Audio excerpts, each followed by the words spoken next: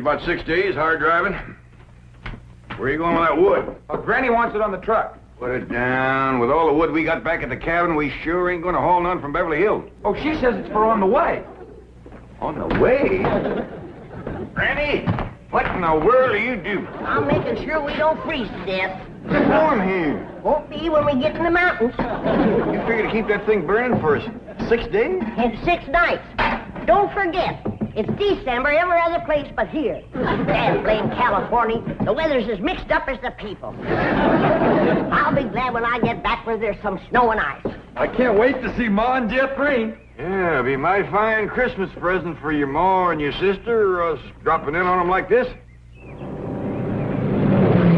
Now tell me again, exactly what did Marie say? Sister said the Clampetts were loading their truck and appeared to be moving out. Why? What could have happened? Who offended them? Whoever it was, I'll have them driven out of Beverly Hills. Chief, don't get so upset.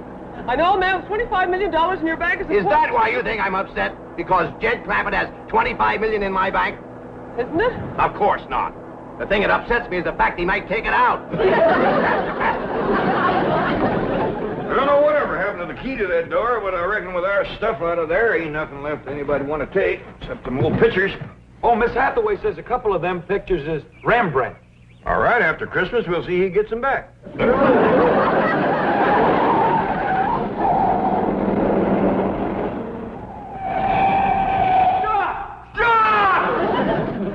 Where are you going? Going home. What?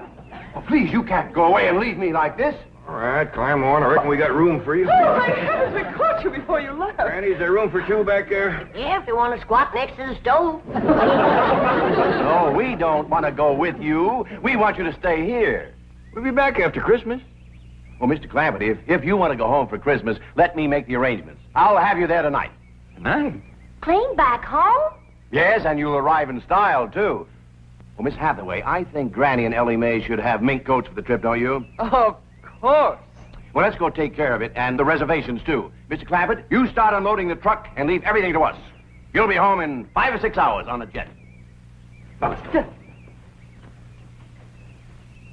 What's a jet, Pa?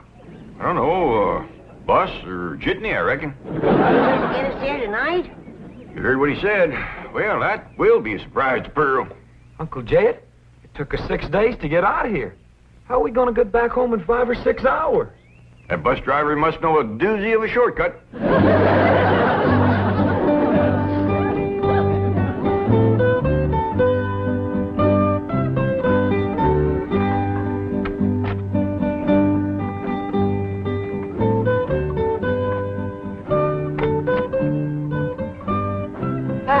Have we got plenty of champagne and caviar? I guess so. Why? The entire first-class section has been reserved for a family of VIPs, the Clampetts. Wow. Young ladies, I presume you've been advised of special arrangements for the Clampett family? Oh, yes, indeed. Certainly have. Here they come now. Oh, get a load of those minks. Granny, Ellie Mae, right this way. I'm sure you'll be quite comfortable in the lounge. This way. Uh-oh. How did they get past the gate? Let's get them out of here before the Clampetts see them. I'm afraid you're in the wrong section. May I see your tickets, please? Well, I don't think we got any. Say, this bus sure is fancy. Why? You've come to the wrong place. You want the bus station. Now, just go back the way you came and ask for the Traveler's Aid. Now, they'll help you. Oh, yeah. Well, thank you, ma'am. Granny, Ellie Mae, come on. We're on the wrong bus. Mr. Clampett, what's the trouble? This is Mr. Clampett? Of course. Right this way. Jethro? Here, Jethro. Keep the tickets. Now, Mr. Clampett, you have the money Mr. Drysdale gave you. Yes, ma'am. Right here. A limousine will meet you and take you to Pearl's house. And Mr. Drysdale is phoning ahead to Mr. Brewster to be sure your cabin is in order. Well, don't let him give away a surprise to Pearl. Oh, he won't.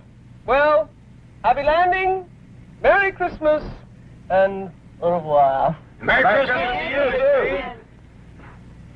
And Jethro, here's something for you if you promise to bring it back to me. Take good care of them, and remember, the tall, young, good-looking one is mine.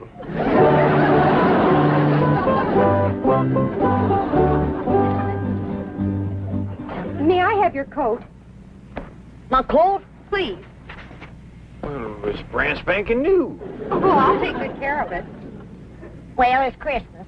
I got my rheumatism medicine to keep me warm. You can have it. Can I have your coat, please? Should I, Paul? Well, I reckon not. We don't mind sharing with folks, but when they get grabby and wanting everything, well, we just gotta mule up and say no. If you can't afford to buy a coat of your own, here, you just peel off whatever you need. No, Mr. Clampett, you misunderstood. We just want to hang the coats up. We don't want you to give them to us. Oh, well, that's very neighborly of you. Thank you very much. Sure.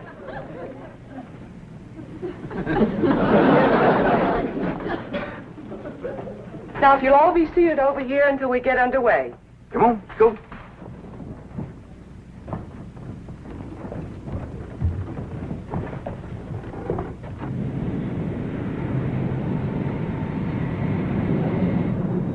Now, fasten your belt. Well, I ain't wearing one, ma'am, just my Gallisons. I meant your seatbelt. Doggies, this is a fancy bus.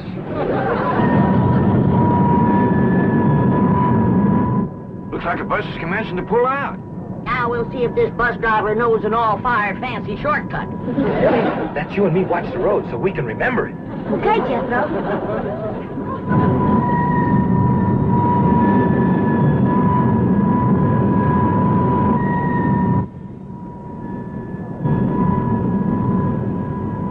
If you ask me, this bus driver of ours is lost. Just keeps us circling and turning. You know there's no shortcut yet. Ding, ding.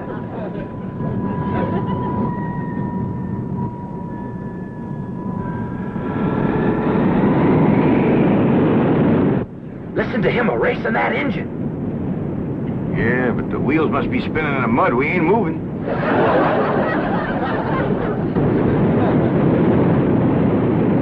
He got her out of the mud. Yeah, we're moving now. Look at it split, too. My doggies, if he gets to going much faster, this thing is going to leave the ground.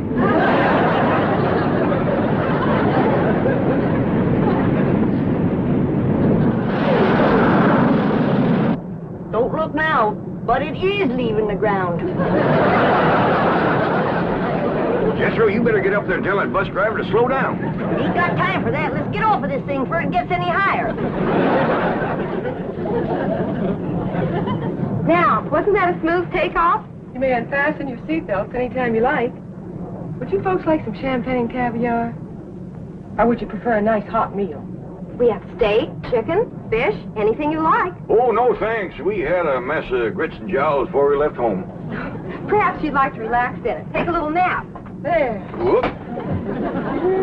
Doggies, Granny, ain't that something? It's good for my rheumatiz. Now, if there's anything else that we can do to make your trip more comfortable, just press the little button. And we'll be right here. Them girls ain't a bit scared. Sure is friendly, too. Offering to share their food with us. Makes me feel ashamed we didn't let them keep our coat. You want me to go up and talk to the bus driver, Uncle Jed? I reckon not, Jethro. Don't nobody else seem skittish, and we don't want folks to think this is our first bus ride.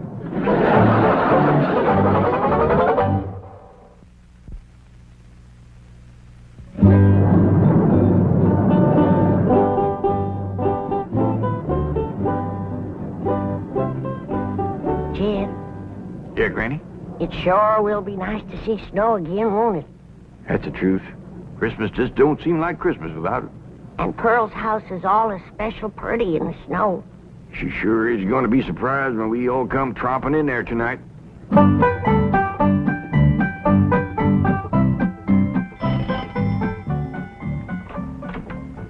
Howdy, Pearl. Homer Winch, when are you going to learn not to walk into a body's house without a body inviting you? Well, I rang and you didn't come. You didn't give me time, you old coot. Now, don't you never do that again. Get out of my parlor.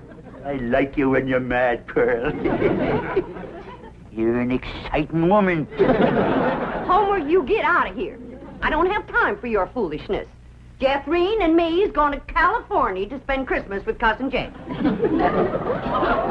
Well, and I reckon you don't care to hear what I got to say. That's right. About Mr. Brewster. Mr. Brewster? Yeah, that tall, good-looking city fella works for the oil company. Drives that big car. What about him? Is he in town? I've been ordered from your parlor, Pearl. I think I'd best be going. Homer, I didn't mean it. Please, Homer, you tell me about Mr. Brewster, and I'll bake you a sweet potato pie. Well... And for dessert, red horse swimming in elderberry wine. You're an exciting woman, Pearl. Tell me. Well, you see, he stopped over at the Emporium to get some cheese and crackers. Said he was going to be over at Jed's cabin alone all day, and he didn't have no food. Thank you, Homer. Merry Christmas. Now, wait a minute, Pearl. You ain't going to do me out of my tater pie, are you? Well, of course not. You get it. Well, when? Well, I'll let you know. I'm busy right now. Bye, Homer. Ding, dang, darn it, I done it again. Let some pretty woman twist me around her finger. I hate to go home. Mama's going to give me the dickens.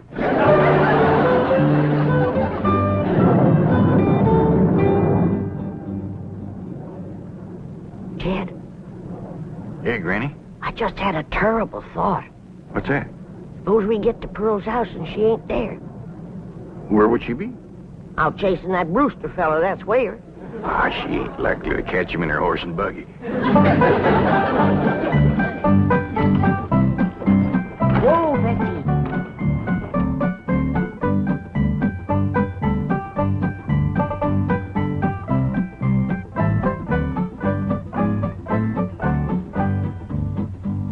Now, Betsy, I play my cards right. You get to keep that there blanket permanent, 'cause I'm going to have something else to keep me warm. A husband. Ain't that a beautiful word, husband? Husband. And what's more, I'll be riding in that big, fancy automobile.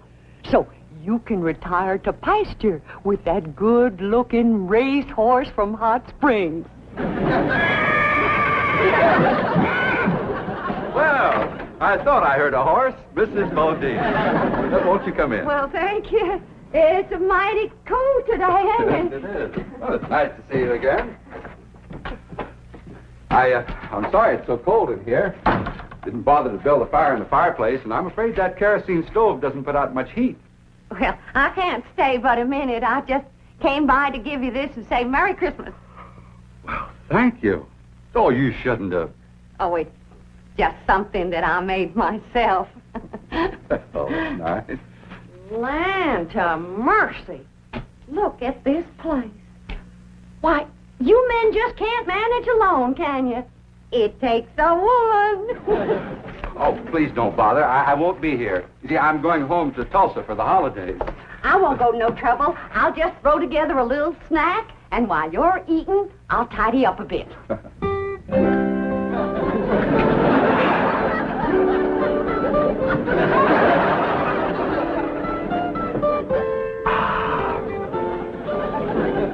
This is the most fantastic miracle I've ever seen.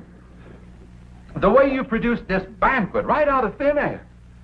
Ham, fried chicken, roast pork, and this delicious sweet potato pie. That's my own special recipe. Oh. Here, wash you down with some red horse in elderberry juice.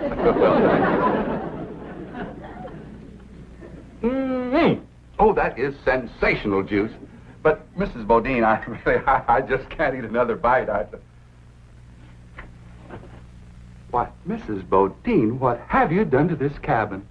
Oh, do you see a difference? And where did you get those curtains? I just run them up while you was eating. Really, you are a remarkable woman. You cook, you sew, you're a wonderful housekeeper. And I love it. It ain't work to me at all. It's pure enjoyment. Mrs. Bodine, I know that this must seem awfully sudden to you, and I know you have lots of ties, lots of activities here in the hills, but I was wondering, do you think you could possibly be happy living in a city like Tulsa? Tuscaloosa? That's where you live, ain't it? Yes, I have a very nice home there, but frankly, it needs you, and I think Mother will agree. You want me to meet your mother? Well, actually, it isn't necessary, and I know Mother will approve my choice. You don't have to give me your answer immediately. You just think it over. And Yes, that's my answer. Yes. But we haven't even discussed money. I'll give you every cent I make. Mrs. Bodine, as my housekeeper, I will be paying you. Housekeeper. That's caring for Mother. Oh, incidentally, Mother's just going to love this elderberry juice. What's the matter? Do something? You shorted.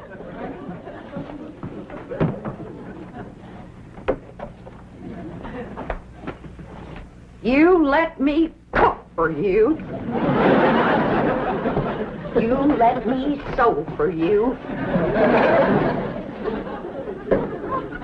Hand me the ham.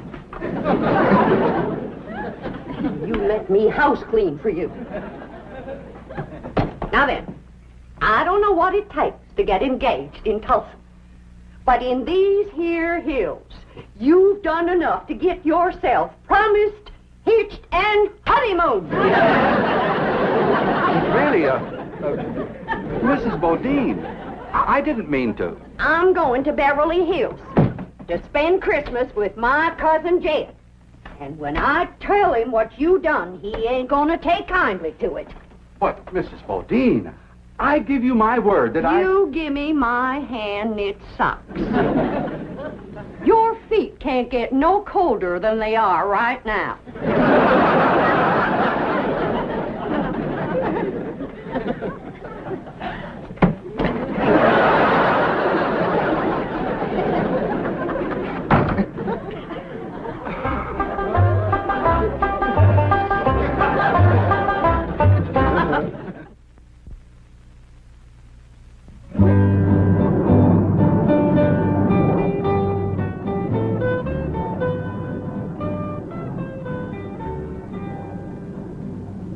They're sleeping like babies. Do you think we should wake them for the movie? I don't know. It's a lady super western, just the kind of picture they'd enjoy. Well, why don't we start it, and if they wake up, fine. Good idea.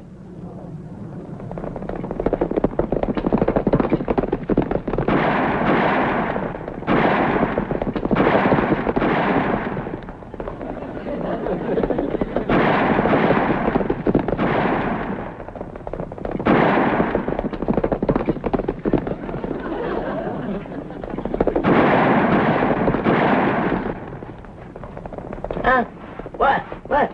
We back on the ground. Good. Look through that front window. We're chasing some fellas. They're shooting at us. Exciting, isn't it? Get down! You was right in the line of fire. What's going on? Whatever it is, I'm getting in on it.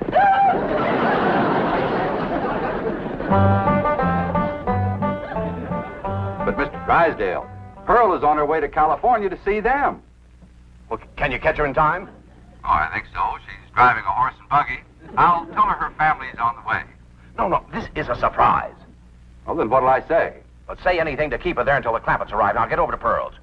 Oh, no, she might misconstrue. You see, I have a very delicate situation here. Yes, you certainly have. And if you spoil Jed Clampett's Christmas surprise, he'll cut off your oil. But Pearl might think I want to marry. Merry Christmas to you, too. Bye. Hello? Oh, boy. Here's the sweet potato pie and red horse, I promise. Hey, there's a piece of this pie missing. And a gulp or two of these red haws. Who got it, Pearl? None of your business. Now get along. Jethrine and me is leaving for California. Yeah, I want a whole pie just like I was promised. Now you get out of here before I throw you out of here. Men is all alike. Gimme, gimme, gimme. You're an exciting woman, Pearl. Oh, don't you even speak to me. There ain't a man alive worth the powder it'd take to blow him to you nowhere. Men is just a bunch of low-down, no-good Mr. Brewster! Miss Bodine, I hope you're not angry at me any longer. Angry at you? Why, don't be ridiculous. Oh, here, have some more sweet potato pie and some Red Horse. Oh, this is a rascal been trying to steal my woman and my pie. I'm going to give you such a show. Oh, I think I throwed my dang knee out. And I'm going to throw out the rest of you.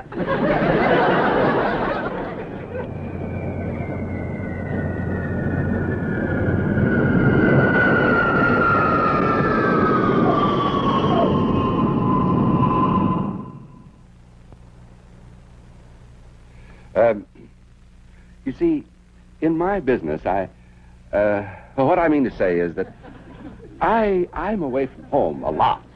And, well, I think that a husband should, that is, what I mean to say is that, in my opinion, could I have another slug of that elderberry juice? No, you cannot. Now then, I've been sitting here for 3 solid hours listening to you, and you have yet to say one word that a widow woman could get her teeth into. Jethro, bring the suitcase. Oh, please don't go. I ain't listening to one more word you got to say unless you say it on your knees. Don't come in yet, Jethro. Say it. Please don't go. You are the slipperiest man that ever lived. Come on, Jethro. You get out of my parlor and you stay out. You want me to throw him out, Ma? He can walk. Homer Winch, is that you again? No, Pearl, it's us.